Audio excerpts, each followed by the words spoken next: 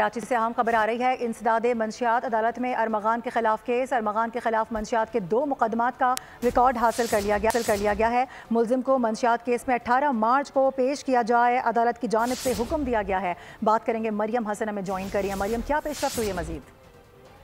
देखिए, बिल्कुल इंसदाद मंशियात की अदालत में आज मुलजिम अरमगान के खिलाफ 2 मंशियात के केसेस के हवाले से जो है वो रिकॉर्ड जो है वो पेश किया गया है। मुलजिम अरमगान 8 सालों से वीड यानी से मंगवाते थे नशे के लिए, जबकि मुकदमात में जो है वो इंकशाफ किया गया है। जो चालान पेश किया गया है उसके मुताबिक 30 अप्रैल 2019 को गैर मुल्की पोस्ट से अरमगान के नाम पर एक पार्सल पाकिस्तानी पोस्ट से आया, जबकि पार्सल को मशकूक समझकर खोला गया तो उसमें 125 ग्राम वीड जो है वो बरामद की गई थी। जी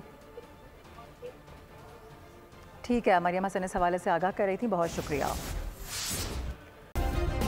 सब्सक्राइब करें और बेल दबाएं ताकि कोई खबर रह न जाए।